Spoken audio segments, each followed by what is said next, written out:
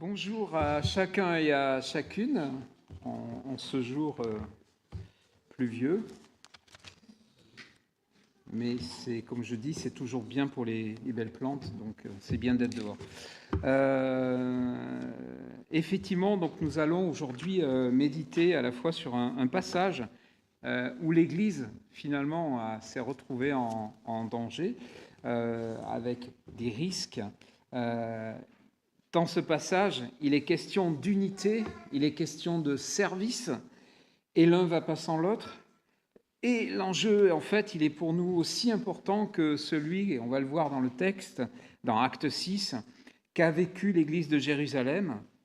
Nous sommes tous effectivement différents, comme l'a rappelé Baptiste, d'origine culturelle différente, d'origine linguistique différente, de tradition même ecclésiale ou pas de tradition ecclésiale différente. Alors comment effectivement développer notre unité de corps pour continuer à louer et à proclamer le Seigneur? Et nous verrons dans ce passage que l'un des maîtres mots, c'est le service. Tu peux afficher le plan. Ah voilà, il y est. Alors voilà, il y a un petit réveil au milieu, 3 raisons essentielles. La première, c'est que ça se lit effectivement dans le sens des aiguilles d'une montre. La deuxième, c'est un réveil, ça veut dire rester attentif. Et la troisième, c'est pour vous rassurer, il est midi moins le quart, je pense que j'aurai terminé avant en termes de message. Voilà. Donc je vais vous inviter à lire Acte 5, verset 42 à 6, verset 7. Et vous comprendrez pourquoi je commence à 5,42 tout à l'heure. Lecture de la parole de Dieu dans Actes, chapitre 5, verset 42. Chaque jour au temple et dans les maisons, parle des apôtres, ils ne cessaient d'enseigner et d'annoncer la bonne nouvelle de Christ Jésus. En ces jours-là, comme les disciples se multipliaient, les hellénistes murmurèrent contre les Hébreux, parce que leurs veuves étaient négligées dans le service quotidien. Les 12 convoquèrent alors la multitude des disciples et dirent : « Il ne convient pas que nous délaissions la parole de Dieu pour servir aux tables. C'est pourquoi, frères, choisissez parmi vous 7 hommes de qui l'on rende un bon témoignage, remplis de l'esprit et de sagesse, et nous les chargerons de cet emploi. Pour nous persévérerons dans la prière et dans le service de la parole. » Ce discours plut à toute la multitude. Ils élurent Étienne, homme plein de foi et d'esprit saint, Philippe, Procore, Nicanor, Timon, Parménas et Nicolas, prosélytes d'Antioche. Ils les présentèrent aux apôtres qui, après avoir prié, leur imposèrent les mains. La parole de Dieu se répandait, le nombre des disciples se multipliait beaucoup à Jérusalem et une grande foule de sacrificateurs obéissait à la foi. Fin de la lecture de la parole de notre Dieu. Seigneur notre Dieu, merci pour ta parole parce que c'est notre pain de vie, c'est notre quotidien, Seigneur, c'est ce qui nous dirige, notre boussole, notre lumière. Et que par ton esprit, Seigneur, nous puissions nous prendre cette lumière, nous accaparer et vivre de ta lumière. Dans le nom de Jésus. Amen. Je voudrais d'abord donc m'arrêter sur un contexte. Le contexte, il est assez intéressant. Est-ce que vous connaissez, je vais sortir du sujet un petit peu, vous allez avoir l'impression, la symphonie du Nouveau Monde d'Anton Dvorak? Alors, je ne suis pas, comment on pourrait dire, tchèque, ça s'écrit Dvorak, mais je crois que ça se prononce Dvorak. Mais bon, voilà. Est-ce que elle est connue, et elle est connue essentiellement pour ce premier passage. Si ça marche, ça devrait pouvoir fonctionner.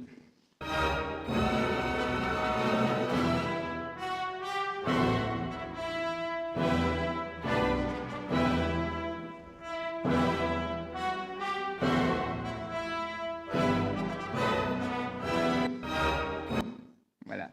Ce passage-là est très connu. Il était aussi le générique d'une émission qui passait très tard dans la nuit, qui s'appelait Histoire naturelle, que j'ai souvent regardé. Merci les enfants. Mais de manière récurrente, dans ce passage, on peut entendre souvent cette phrase-là.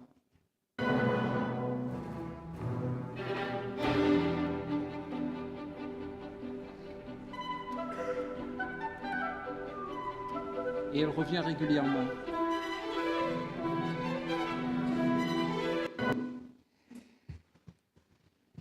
Alors, on va connaître ce qu'on a dit tout à l'heure, mais régulièrement revient ce passage-là. Vous dites, ça y est, c'est une leçon de musique ce matin. Non, je ne suis absolument pas musicien, donc je suis incapable de vous donner quoi que ce soit comme leçon. C'est une phrase musicale, celle-là, qui revient dans cette symphonie que l'on voit. Et il y a un parallèle. Quel est le parallèle avec ce début du livre des Actes ? En fait, dans Actes, dans ce qu'on vient de voir, dans ce début du livre des Actes, il y a un thème récurrent. Ce passage s'inscrit dans un cycle où ce que l'on retient le plus souvent, ça va être la croissance de l'Église, et la croissance de l'Église, comme au verset 7, la parole de Dieu se répandait, le nombre de disciples se multipliait. Ça, c'est la pointe, c'est ce qu'on retient souvent de ce passage du livre des Actes, mais il y a une phrase récurrente qui revient souvent, c'est l'épreuve. Et l'épreuve revient de manière crescendo. En Acte 4, c'est une épreuve externe, la persécution qui commence, intimidation de la part du conseil des responsables juifs du temple. Pierre, notamment Pierre et Jean, sont prisonniers et on les relâche en leur disant de ne plus prêcher Jésus-Christ. Et ils sont relâchés et l'épisode se termine par de la croissance. Acte 5, après une épreuve externe, acte 4, acte 5, pour l'Église, épreuve interne, la duplicité, une forme de corruption morale avec Ananias et Saphira. Et elle rappelle beaucoup l'épisode dans la conquête du territoire par Josué, l'épisode de Acan, qui, au lieu de donner et vouer à l'Éternel tous les biens qui avaient été capturés, qui avaient été pris lors de la conquête, il en a gardé et enterré quelques-uns. Et ça s'est mal terminé pour Acan et sa famille, et là, ça se termine très mal aussi pour Ananias et Saphira. Et l'épisode se termine par de la croissance. Acte 5, 17 à 42, on monte encore d'un ton. Épreuve externe, persécution, et cette fois-ci, ils sont capturés et il est mentionné de manière très explicite les violences physiques que vont recevoir les apôtres. Et l'épisode aussi se termine par de la croissance. Et il y a notre passage. Notre passage, c'est encore menace interne. Épreuve interne, menace de division et d'affaiblissement, qui va se terminer aussi par de la croissance. Et enfin, en actes 7, 8, persécution externe avec Étienne qui sera lapidé et l'Église qui sera ouvertement persécutée et dispersée. C'est donc une croissance que connaît l'Église sur fond d'épreuves croissantes aussi. C'est vraiment l'œuvre du Seigneur que l'Église, dans ce contexte-là, puisse croître. Et notre passage, en fait, est un tournant parce qu'en tant que tel, il est le dernier où il est question de l'Église de Jérusalem. L'histoire du salut va prendre après un chemin beaucoup plus vaste. Après Acte 6, le martyre d'Étienne, qui est mentionné, met fin à ce cycle de l'Église de Jérusalem. Et paradoxalement, le martyre d'Étienne marque aussi le début de l'extension de l'Église au-delà des frontières de Jérusalem. Et pourquoi l'Église est attaquée ? Excusez-moi de cette longue introduction. Pourquoi l'Église est attaquée ? Après tout, il n'y a aucune raison, mais si. Parce qu'elle est la réalisation, on fait l'histoire de la Genèse à l'Apocalypse, parce que l'Église est la réalisation de la promesse faite à Abraham d'une descendance. À Christ, nous sommes les descendants promis en Christ. Et l'Église est la matérialisation du royaume de Dieu sur terre. la réalité du peuple de l'Alliance avec Dieu en Jésus-Christ. Elle est le corps du Christ. Christ est mort, il est ressuscité. Il est ressuscité. La preuve, elle se voit aujourd'hui, son Église. Le corps de Christ est là, vivant, depuis plus de 2000 ans, animé par son esprit. Alors, quel est l'enjeu de ce qui va se passer là ? Le verset 1 nous dit déjà, en fait, l'originalité de l'Église. Les disciples se multipliaient, les hellénistes et les hébreux. Une originalité peut-être que nous avons du mal à concevoir encore aujourd'hui. Elle est composée de croyants juifs d'origine hébreu et de croyants juifs d'origine grecque. À Jérusalem, selon les statistiques reconstituées évidemment, il n'y avait pas l'Institut national de la statistique à l'époque, quoique l'Empire romain en avait, 20% de la population parlait le grec à Jérusalem. Et les juifs hellénistiques avaient leur propre synagogue. Les prosélytes, c'est des païens qui s'étaient convertis au judaïsme et étaient considérés comme une sous-catégorie de croyants. Et vous imaginez que l'Église est la première, si j'ose dire, groupement humain où tout le monde se retrouve. Juifs d'origine hébreu, juifs d'origine grecque, prosélytes. L'Esprit de Dieu a travaillé et uni tout ce monde dans un même corps. Il y a un vrai clivage culturel auquel l'Église doit faire face, et l'Église est là, finalement, où se manifeste la réconciliation des hommes avec Dieu, c'est Paul qui en parle dans 2 Corinthiens, et des hommes entre eux, dans Galates 3, il n'y a ni juif ni grec. Et ici, c'est vraiment l'union avec le Christ qui est manifestée. Et le récit, là, ce qui est intéressant, c'est qu'il ne cache rien des tensions. La Bible est d'une vérité tout à fait désarmante, peut-être pour nous, parce que quand vous poursuivez et vous lisez toute la Bible, vous verrez qu'elle ne cache rien du péché des hommes, de nos limites, de nos errements et de nos égarements, mais aussi, elle ne cache rien de la grâce, de l'amour et de la compassion de Dieu. Une partie des croyants alors sont négligés, les croyantes d'origine grecque, les veuves. Le mot ici, lorsqu'il est dit que leurs veuves étaient négligées dans le verset 1, signifie qu'en fait c'est un mot unique, signifie que l'on n'y prête pas attention. Et il est intéressant de voir que ce problème résulte en fait non pas d'une baisse de l'Église, mais d'une croissance de l'Église. Et il est intéressant de voir, et je crois que ça peut être une grande leçon pour nous aussi, que ce récit ne juge pas ce grognement ou cette colère. Elle est légitime. C'est un constat que les apôtres font aussi. On voit au verset 2, il ne convient pas, personne ne va dire « Oh, arrêtez de râler, ça suffit, quoi, on a autre chose à faire que de râler ». Non, c'est légitime. Et je crois que c'est important pour nous de savoir qu'il peut y avoir des problèmes légitimes qui peuvent être dits d'une manière tout à fait apaisée et légitime. Comment faire face à ce souci qui pose finalement 3 questions apparentes ? Premièrement, peut-on ignorer certaines catégories de personnes de l'Église, de la communauté ? Comment en prendre soin ? Ne pas passer à côté ? Ça, c'est la première des questions. La deuxième, c'est doit-on continuer le même fonctionnement au risque de la division de l'Église ? C'est-à-dire on continue et on ignore toujours ces sœurs qui sont en souffrance. Ou alors, dernière question, doit-on laisser les apôtres continuer le service logistique, parce que c'est quand même sympa d'être servi par les apôtres, au détriment de la santé spirituelle de l'Église ? Ces 3 questions paraissent légitimes. Mais en fait, alors je vais peut-être vous surprendre, mais c'est un peu des fausses questions. Car ce sont celles qui amènent à faire un choix. Ces questions-là amènent à faire un choix entre ce qui est d'ordre spirituel ou d'ordre de la compassion.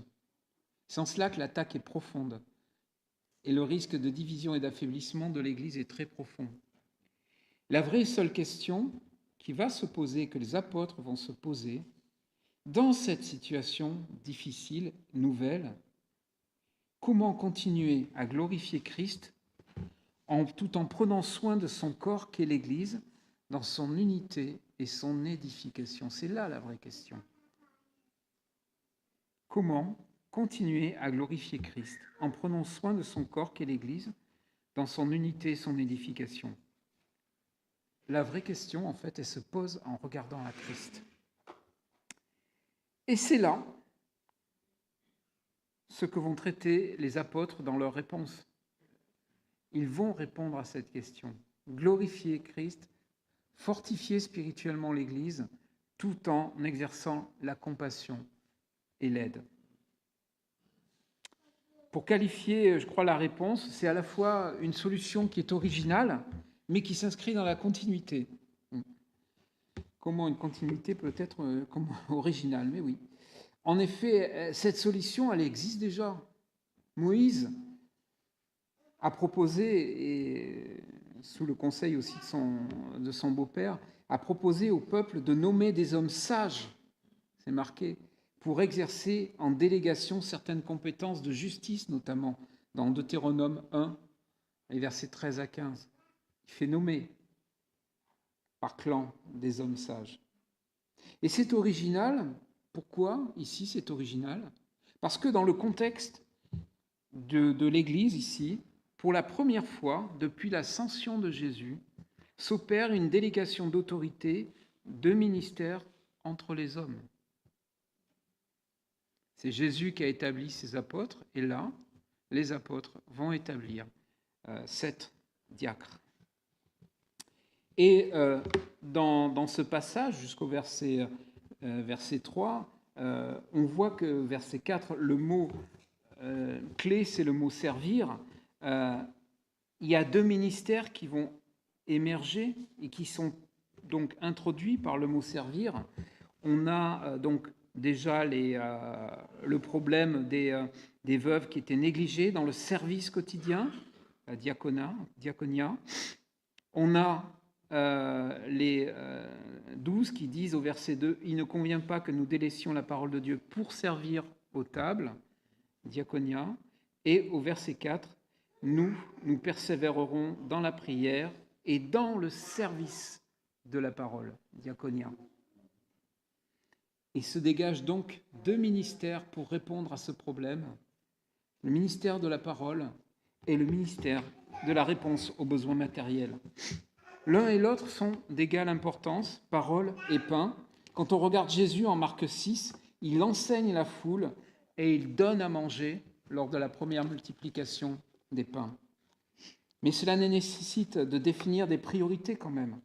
Assister les veuves, oui, mais l'assistance, elle est subordonnée à une nécessité supérieure, le service de la parole, garant de la croissance spirituelle de l'Église.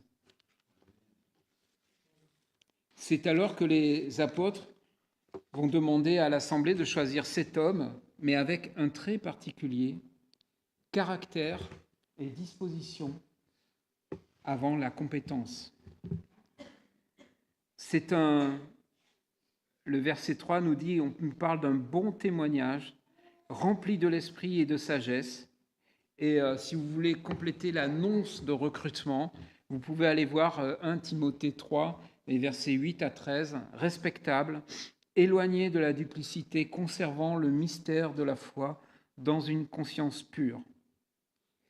Et ce qui est frappant, c'est que ça renvoie encore là aussi, en Exode 31, à la construction du tabernacle, de la tente de la rencontre, où il est dit de manière très très explicite. Alors vous voyez là, il nous est dit, c'est pourquoi frères, choisissez parmi vous cet homme de qui l'on rende un bon témoignage, rempli de l'esprit et de la sagesse de Dieu. Et dans Exode 31, l'Éternel parla à Moïse, dit, vois, j'ai appelé par son nom Betsalel, fils d'Uri, fils de Our, de la tribu de Juda. Je l'ai rempli de l'Esprit de Dieu, de sagesse, d'intelligence et de compétence pour toutes sortes d'ouvrages, pour concevoir les plans, pour travailler l'or, l'argent et le bronze. On retrouve les mêmes qualités. C'est une constante.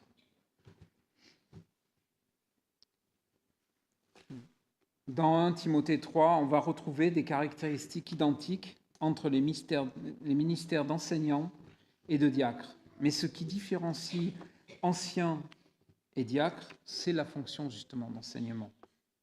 Servir dans l'Église, c'est d'abord mettre en œuvre sa consécration au Seigneur au travers de ses dons qu'il nous a donnés, des compétences qu'il nous donne à chacun. Servir dans l'Église, c'est pas occuper un poste, c'est manifester une consécration. La liste qui est faite, de même des hommes qui sont choisis par les disciples, elle est aussi très intéressante à double titre. Elle nous montre que l'Église confie des responsabilités à ceux qui ne sont pas forcément les plus en vue. Les Juifs de la diaspora, on a parlé des Grecs, quand on voit les noms, il y a beaucoup de noms grecs. À Nicolas, dont il est dit qu'il est prosélyte, comme je le disais tout à l'heure, un païen converti au judaïsme, c'est des catégories de sous-croyants, et qui est désigné comme responsable, alors que son statut ne le permet pas, entre guillemets. Il est désigné comme responsable. Et ça préfigure cette grande réconciliation en Jésus, puisque l'Église va accueillir après les Samaritains, les païens, et puis nous. Et la deuxième des remarques, c'est que parmi ces diacres, nous en connaissons deux. Ils ne sont pas connus pour leur qualité de leur service à table, il n'est pas dit qu'ils avaient super bien cuisiné, mais parce que ce sont des géants de la foi. J'ai nommé Étienne, dont il est carrément dit dans le verset 6, Étienne, homme plein de foi, et Philippe, qui sera qualifié d'évangéliste, que l'on va croiser deux fois dans le récit du livre des Actes. Donc, l'Église confie des responsabilités à ceux auxquels on ne penserait pas forcément, et la qualité des diacres est une qualité spirituelle très importante avant tout. À plusieurs remarques. À ce stade du récit, nous voyons que le choix des diacres est d'abord de regarder à l'attitude et au caractère de la vie de la personne, avec des questions simples finalement qu'on pourrait se poser. Est-il prompt à écouter ou à être entendu? Humble et flexible, ou souhaite-t-il que les choses se fassent à sa manière? Ces questions-là sont pour nous tous. Suis-je prompt à écouter ou à être entendu? Suis-je humble et flexible, ou est-ce que je souhaite que les choses se fassent à ma manière? J'aurais parfois du mal à répondre, je vous l'avoue. Deuxième réflexion, le diaconat concerne l'Église avant tout. Chaque fois qu'il est question de diaconat, il est question de service dans l'Église. Il est question de prendre soin des veuves de l'Église. Dans Exode, lorsqu'il est question de mettre en œuvre des ouvriers, c'est pour construire le tabernacle et les éléments qui vont pour le culte. À chaque fois qu'il est question de diaconat, il est question de servir dans l'Église. Dans un livre d'histoire sur les premiers siècles, en l'an 165 après Jésus-Christ, il y a une grande peste à Rome, et un des auteurs de l'histoire qui était là a fait un constat tout simple. Il disait que là où les familles païennes abandonnaient leurs morts devant la porte et fuyaient la ville, les chrétiens restaient et prenaient soin des leurs qui étaient malades, au risque même de leur vie. C'est du diaconat. Manifester la compassion de Dieu dans le monde, c'est missionnaire. Ça, c'est missionnaire. C'est montrer la compassion de Dieu dans le monde, c'est dire que Dieu a un plan pour ce monde-là. Mais ce n'est pas du diaconat.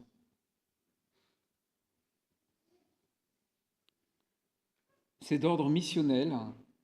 L'action dans le monde, parmi les personnes qui ne sont pas croyantes, est d'ordre missionnel, je le répète, car elle consiste à témoigner de la compassion de Dieu dans un monde qui en manque. Ça, c'est la deuxième remarque de ce récit pour moi. La troisième remarque, Elle consiste à bien définir les priorités du ministère des anciens et du ministère pastoral, qui est d'abord d'enseigner. Et bien souvent, on l'oublie, et bien souvent, on passe à côté de réellement du centre de nos ministères. Et il est dit, et je reviens sur le verset 42 de Acte 5, que chaque jour, et dans les maisons, il ne cessait d'enseigner et d'annoncer la bonne nouvelle de Jésus-Christ. Ne nous laissons pas prendre par des problèmes, je parle pour peut-être uniquement pour l'instant pour François et moi, mais par des soucis de planning, des soucis d'activité, mais pensons vraiment à édifier. Nous avons besoin de nous recentrer aussi dans l'édification. Et le processus, il est à noter aussi. C'est une dernière des remarques. Les apôtres sont à l'origine de la proposition, mais l'Assemblée est impliquée. Les apôtres proposent une solution. L'Assemblée est impliquée car tous les croyants sont sauvés et ils ont reçu l'Esprit Saint. L'Esprit Saint n'est pas réservé à une élite. Il est pour l'ensemble des croyants qui sont capables de discerner. Et il propose les 7. Mais ce sont les apôtres qui prient et qui imposent les mains. Il y a là l'illustration, je crois, parfaite de l'équilibre entre l'autorité spirituelle et le pouvoir. Être ancien ou pasteur ne veut pas dire que nous avons le pouvoir dans l'Église. Le pouvoir, c'est l'Église. Nous disposons de l'autorité spirituelle, mais pas du pouvoir. Nous ne pouvons pas être des hommes tout-puissants. Et il faut refuser ça. Et si vous sentez qu'on dérive, il faut nous le dire. On a besoin de se l'entendre.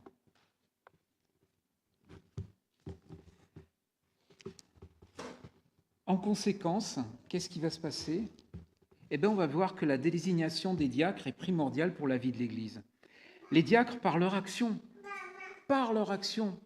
qui se voit peut-être pas, mais vont permettre à l'unité de l'Église de se renforcer en amortissant justement, en étant affectés à ce service auprès des veuves. Ils vont amortir ce choc culturel et matériel auquel est soumis l'Église ici. Ils vont permettre aux apôtres de continuer leur ministère d'enseignement et de prière pour l'édification de l'Église. Leur rôle est essentiel. Et je le répète, par le développement de ce ministère diaconal, c'est l'unité et l'édification du corps de Christ qui en sort renforcée. Je dis ça parce que nous allons aller aussi vers cela, on va en parler un peu cet après-midi lors de la réunion, mais nous allons aller vers cette organisation spirituelle. Et notez que le passage dans Acte 6 commence par un murmure et il se termine par la parole de Dieu se répandait. Même des sacrificateurs se convertissent. Pourquoi ? Parce que l'unité de l'Église a été protégée, parce que les priorités ont été respectées, parce que chacun a servi. Les apôtres ont pu continuer à annoncer la parole dans les maisons, dans les lieux publics, c'était là leur service, et que d'autres aussi ont pu servir l'Église avec leurs dons et leurs capacités en tant que diacres. Alors pour nous aujourd'hui, je crois que la question centrale demeure. Dans nos vies d'Église et de communion, comment continuer à glorifier Christ tout en prenant soin de son corps qu'est l'Église, dans son unité et dans son édification ? Comment faire face ensemble aux tensions qui existent et qui peuvent naître des circonstances qui sont souvent changeantes ? C'est, dans ce texte, on le voit, la réponse, c'est d'abord les dispositions du cœur. Piété, sagesse, humilité. On n'a pas à l'inventer, on n'a qu'à regarder notre modèle Christ. Ça ne veut pas dire qu'on va y arriver du jour au lendemain et qu'on y est arrivé. Mais nous avons un modèle. Philippiens 2. Puis avec ces dispositions-là, de piété, de cœur, d'humilité, servir. Puis à tout moment, trouver des solutions pour assurer le projet communautaire. Demander à l'Esprit de nous guider, de nous conduire. Tout ministère, donc, est service et pas pouvoir. Il faut que nous sachions aussi inventer des ministères. Il y a une nécessité de placer l'Église dans une gouvernance spirituelle avant tout, composée d'anciens et de diacres, qui est, je disais, les défis de l'Église, pour notre Église. Alors, une réponse complète à la grande question de comment conserver l'unité et la croissance spirituelle du corps de Christ aujourd'hui, eh bien d'abord, c'est servir selon Christ, en établissant les ministères d'anciens, service de la parole, et ministères de diacres, service pour répondre aux besoins matériels, en développant les dispositions spirituelles que donne l'Esprit. Ça, c'est important. Ce qui est valable pour les ministères est aussi valable pour chaque croyant. Glorifier le Seigneur, rechercher l'unité en développant les dispositions que l'Esprit nous donne. Humilité, piété. En résumé, je dirais que conserver l'unité et la croissance spirituelle de l'Église aujourd'hui, c'est servir selon Christ, avec le cœur de Christ, pour la gloire de Christ. Amen.